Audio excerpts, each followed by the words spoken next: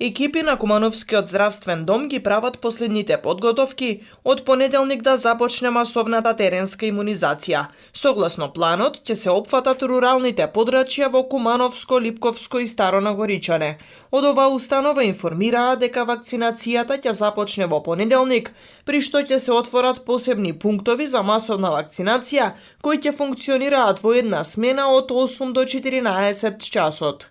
Почнувајќи од понеделник на 12 јули, нашите екипите ќе биде во Слупчане, село Опај, Оризаре, Старо Нагоричане, Челопек, Алгуна, Драгоманце и Нелинце.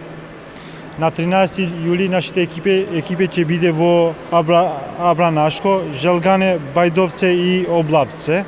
На 14 јули во Младо Нагоричане и Клечковце. На 15 јули нашите екипи ќе биде во Градиште, Орашан, Пшиња, Проевце и Тромеѓо. На 16 јули екипите ќе биде во Табановце, Речица, Голно и Долно Којнаре, Љубодрак, Ново село, Уминдол, Режановце и село Ступчане.